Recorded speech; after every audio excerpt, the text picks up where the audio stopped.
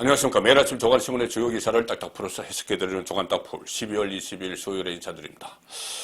오늘 아침 조간신문, 주요 신문의 시각은 조금씩 달랐습니다. 특히 이 유력 일간지 조중동, 조선일보, 중앙일보, 동아일보의 이 일면 톱이 상당히 다 중요한 내용들인데 각자 따로 다뤘습니다. 이 중앙일보는 이준석 어제 당대표 선대위를 떠난 기사를 중앙일보는 일면 톱으로 실었습니다.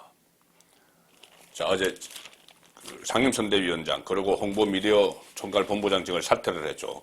그리고 동아일보는 윤석열 후보와 인터뷰를 했는데 윤석열 후보가 청와대 수석을 없애고 수석 직제를 없애고 제2부속실을 폐지하겠다. 자, 이렇게 이야기를 했습니다. 제2부속실은 이 대통령의 배우자 부인의 일정을 짜고 이렇게 보좌하는 그 기능을 하고 있죠. 만약에 윤석열 후보가 대통령이 되면은 김건희 씨가 맡을 그 부분이 제2부속실에서 담당을 하게 됩니다. 자, 조선일보는 유한기 씨에 이어서 대장동 K맨 또 한 사람이 극단 선택을 했다. 자, 이 기사를 일면 톱으로 실었습니다. 서로 시각은 다르지만 모두 다 대선과 좀 연관이 있는 그런 기사죠. 먼저 중앙일보 기사부터 소개를 드리겠습니다. 야당 자중질환, 극심한 자중질환이죠. 후보의 그 뜻과 상관없이 일종의 파워게임이 벌써 일어나고 있습니다. 그 당선을 거의 기정사실화 하면서 윤석열 정부가 들어섰을 때 윤석열 후보는 정치권에 인맥이 없고 사람이 없기 때문에 여러 자리가 많이 생기죠. 바로 또 그 지방선거도 있고 또 새 정부 구성을 해야 되고 그러면은 장관 자리도 생기고 여러 가지 수천 개의 자리가 생깁니다. 그것을 겨냥해서 아마 지금 이 윤석열 후보 주변에서 국민의힘 안에서 파워게임이 일어나는 그런 상황이 결국은 이준석의 사퇴로까지 가지 않았나 그렇게 생각이 됩니다. 야당 자중질환, 당대표가 대선에서 손 뗀다. 자, 당대표가 단 대표직은 그대로 하고 맡겠다고 했습니다. 그런데 상임 선대위원장 그리고 홍보미디어 총괄본부장직을 떠나겠다. 이렇게 어제 선언을 했습니다. 그리고 상당히 뒷것을 많이 남겼는데 특히 윤석열 후보에게 거의 급박하는 그런 말을 했습니다. 이준석 선대위 모든 직 내려놓겠다. 그리고 조수진 그 공보단장이죠. 그 최고위원 조수진과 갈등 불거진 후 전격 사퇴를 했고 조수진도 이 선대위 공보단장에서 사퇴하겠다고 밝혔습니다. 그런데 이준석이 윤석열을 겨냥해서 선거는 후보 무한 책임이다 이렇게 이야기를 했습니다. 그리고 또 조금의 미련도 없다 떠나면서 이렇게 선언을 했죠. 그래서 당내에서는 그때 울산 해동으로 갈등을 봉합한 지 18일 만에 이 악재가 터졌는데 당내에서는 달랑 반창고 하나 붙여놓고 상처를 방치하다가 벌어진 예견된 참사다. 이런 이야기까지 지금 나오고 있습니다. 그때 저도 분명히 이것은 미봉할 일이 아니라고 말씀을 드렸습니다. 이거 미봉하면 언젠가는 다시 반창고가 터질 거라는 말씀을 제가 드렸었죠. 그리고 이준석이 직접 밝힌 이유는 이겁니다. 본인이 왜 이 선대위를 떠났는지 직접 밝힌 이유는 선대위 구성원이 조수진이 상임선대위원장 본인 지시를 따를 필요가 없다고 한다면 이는 선대위 존재를 부정하는 것이다. 그리고 조수진이 바로 잡으려는 적극적인 행위를 하지 않고 오히려 대표를 조롱하는 유튜브 영상을 언론인에게 보냈다는 것을 확인하는 순간 확신이 들었다. 자, 만약에 이런 일이 있었으면은 당대표로서 할 일은 이 조수진에게 사퇴하라. 사퇴하지 않으면은 내가 사퇴하겠다. 이렇게 하는 것이 아니죠. 사퇴하라고 하는 것은 공보단장에 조수진을 임명한 윤석열 후보의 권한을 침해하는 것입니다. 그리고 본인이 상급자면은 하급자가 항명을 하면은 징계를 해야죠. 징계 절차를 밟아서 당 차원의 징계 절차를 밟아서 징계를 하면 될 일이지 이 하급자가 상급자의 존재를 인정하지 않는다고 해서 그럼 나 떠나겠다 이렇게 하는 건 상당히 무책임한 것이죠. 그래서 다른 이유가 있다고 봐야 되는 겁니다. 또 이런 불만을 표시하는 것은 자 여기서부터 아마 이 부분이 핵심인지 모릅니다. 윤핵관으로 불리는 윤 후보 측근들과 윤 후보를 향한 이준석의 불만 이렇게 봐야 되겠죠. 어제 긴급 기자회견을 이준석이 했는데 거기서 윤석열을 향한 섭섭한 감정을 숨기지 않았다. 그 기자가 윤석열 후보와 이 문제로 소통을 했느냐 이렇게 물어봤을 때 이준석은 이렇게 이야기합니다. 조수진 단장이 후보의 뜻을 따른다고 했는데 이렇게 사태가 커질 때까지 조 단장이 후보와 상의한 것인지 또 후보가 어떤 취지로 명을 내렸다는 것인지 궁금하다. 조수진이 윤석열의 말만 듣겠다고 했으니 두 사람이 무슨 이야기 했겠지 이런 뉘앙스입니다. 그리고 사전에 윤석열 후보에게 사퇴할 뜻을 전했느냐 이 질문에는 이준석이 이렇게 이야기합니다. 안 했다. 제 거치 표명은 후보와 상의하지 않고 결정할 수 있다. 자, 상당히 무책임한 이 발언을 하고 있는 것인데 또 윤석열 후보 리더십을 어떻게 평가하느냐 이 질문도 어제 나왔죠. 거기에 대해서 후보에 대해서는 언급하지 않겠다 이렇게 이야기하면서도 선거에서 좋은 결과를 얻지 못하면 저는 대표로서 상당한 불명예 정도를 얻게 되지만 나는 대표로서 상당한 불명예에 그치지만 무한한 책임은 후보에게 있다. 이 말은 왜 이준석이 윤석열에게 등을 돌렸는지 자, 그 부분을 좀 설명을 해주는 겁니다. 나 없이 잘해봐라. 나 없이 만약에 해서 선거에서 지면은 나야 뭐 약간 불명예, 약간 상처가 나지만은 윤석열은 모든 책임을 져야 된다. 그러니 이 사태를 만들면서 윤석열이 내 편을 들지 않고 조수진 편을 들었기 때문에 윤석열은 선거에서 질 수도 있다. 그 이야기입니다. 또 이렇게도 이야기합니다. 이 김종인에게 아마 이준석이 본인의 속뜻을 김종인이 멘토니까 김종인 총괄선대위원장에게 이준석이 본인의 속마음을 털어놨던 것 같습니다. 그래서 김종인이 이렇게 이야기합니다. 이준석이 왜 떠났는지에 대해서 이 라디오 인터뷰에 나와서 윤석열 후보가 선대위 갈등을 두고 처음에 조수진과 이준석이 충돌했을 때 그런 이야기를 했죠. 뭐 그게 다 바로 민주주의 아니냐 이렇게 이야기를 했습니다. 거기에 대해서 이준석을 자극했다 그 말이 이것이 김종인의 이야기입니다. 그러니까 이준석과 조수진이 충돌을 했는데 뭐 의견이 다르면 그럴 수도 있지. 그게 민주주의 아니냐 이렇게 이야기한 것에 대해서 이준석이 자극을 받아서 이 선대위를 떠났다는 이야기입니다.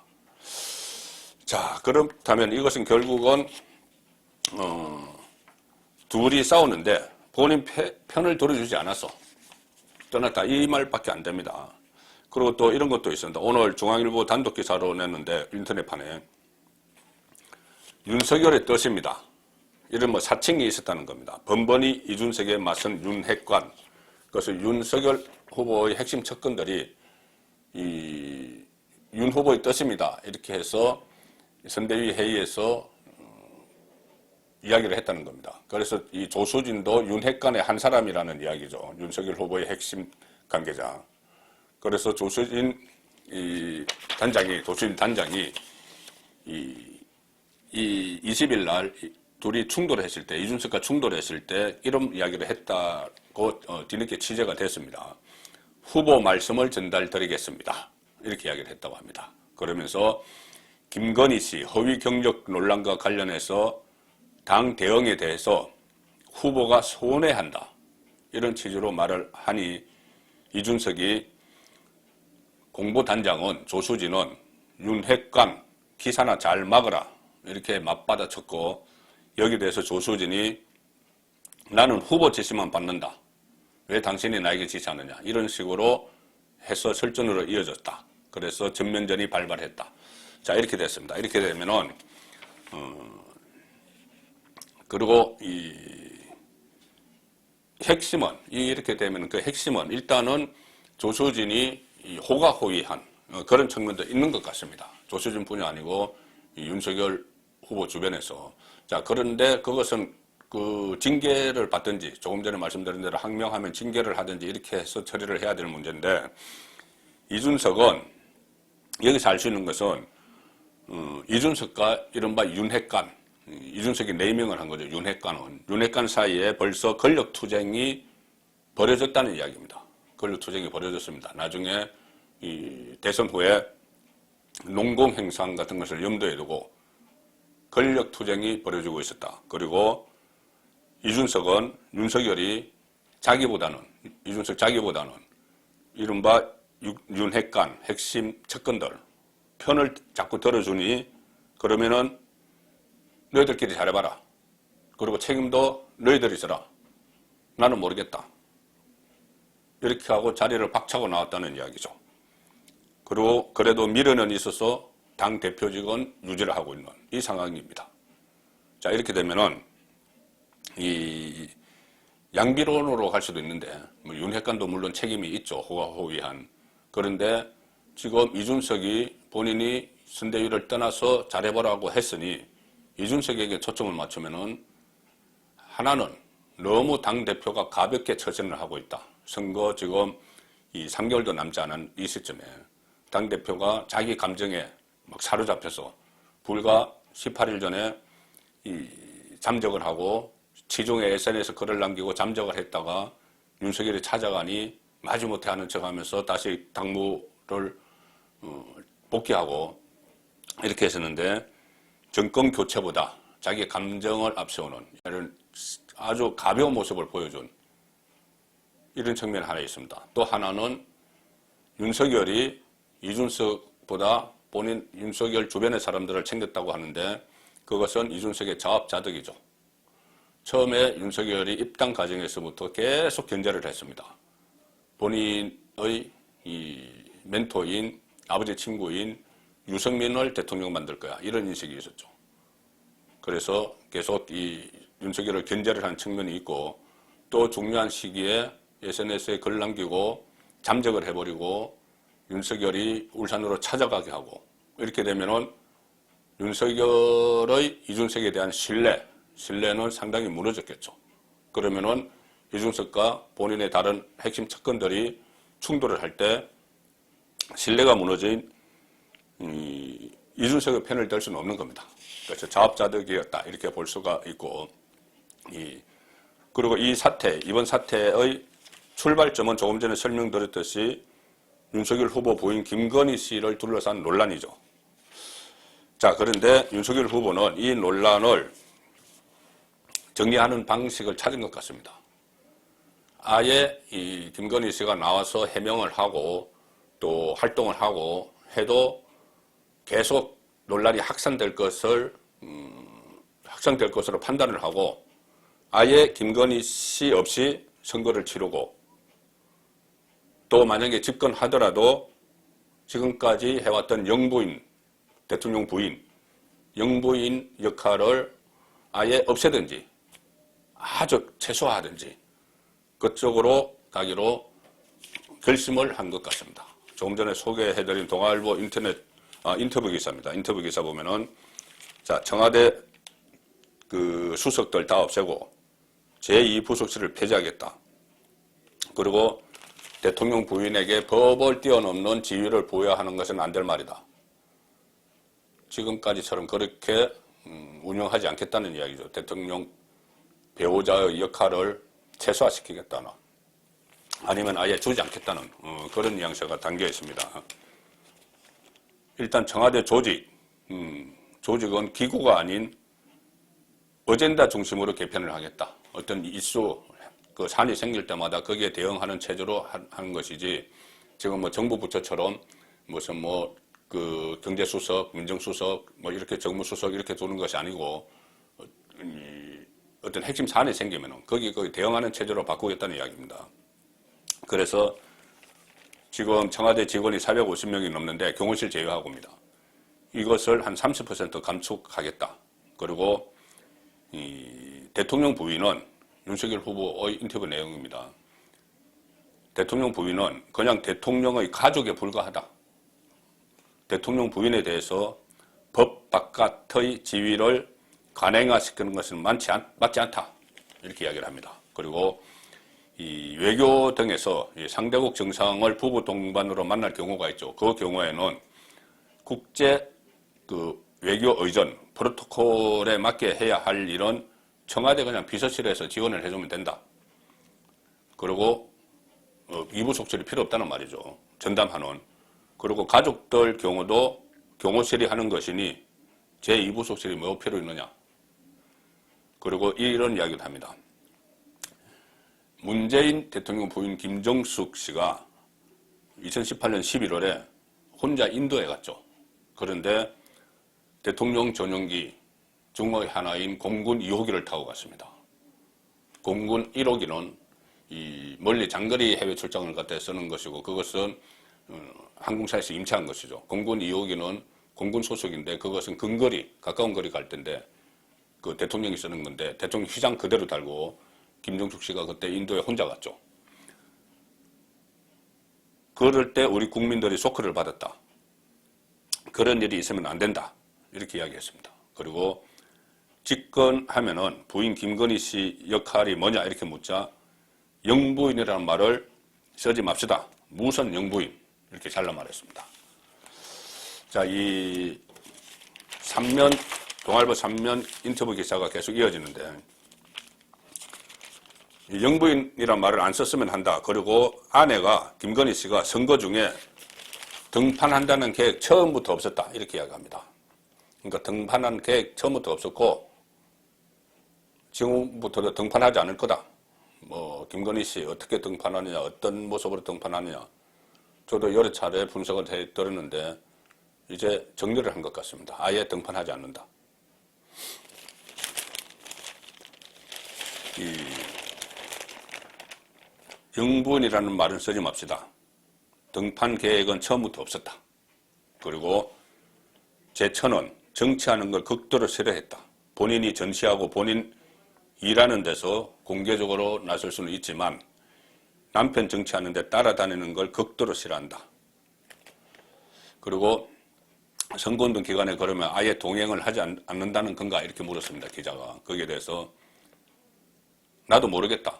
필요하면 나올 수도 있지만 하지만 봉사 활동을 한다면은 그에 대한 소감이 아니라 자신의 사건을 모를 게 뻔한데 뭐 지금 여러 가지 그 연루된 의혹들 그게 모를 게 뻔한데 본인이 그거 하고 싶겠나? 안 나올 거다 이겁니다.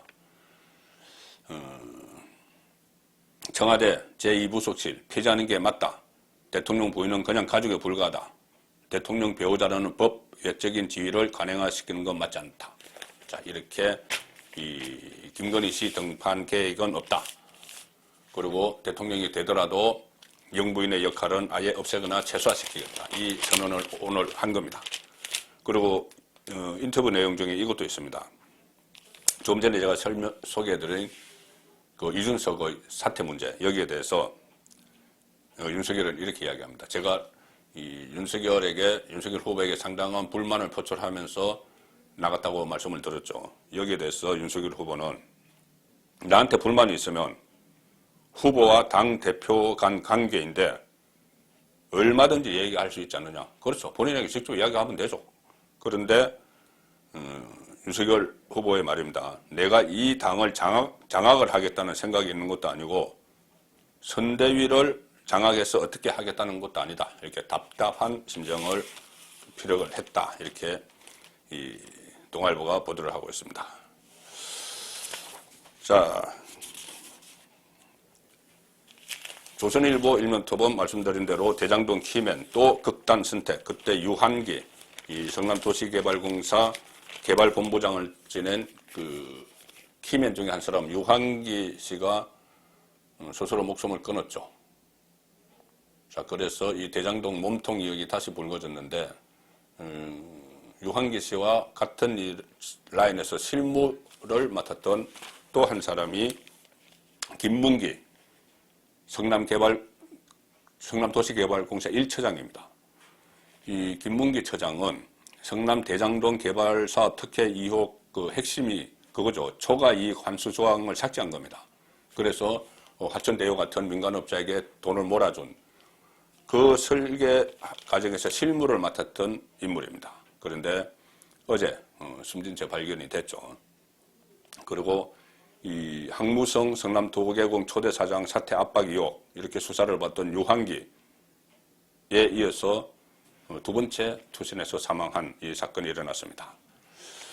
자, 조실보 3면도 이 부분을 비중 있게 다루고 있습니다. 화천대유에 수천억 안긴 조항, 실무라인 잇따라 사라졌다. 유한기와 김문기 이 두 사람이 실무라인인데 두 사람 다 극단적인 선택을 했습니다. 자, 그래서 이것이 수사의 차질을 빚게 하고 미공에 빠지느냐 아니면은 이럴수록 더 의혹을 캐야 되느냐 두 갈래 길에 지금 검찰은 서 있겠죠. 어느 쪽을 선택할지는 이 정권의 의향에 따를 가능성이 높습니다. 유한기 이어 김문기 대장동 수사 어디로 가나 김문기 씨 화천대유 참여했던 성남의 뜰에 점수 몰아준 의혹이 있는 인물입니다. 참고인으로 지금 조사받고 있습니다. 피의자가 아니고 그런데 이런 극단적 선택을 했습니다. 유동규와는 성남개발공사 입사 전부터 친분이 있었다. 유동규는 이 사건의 몸통으로 가는 딱 길목에 서 있죠. 이 사건의 몸통.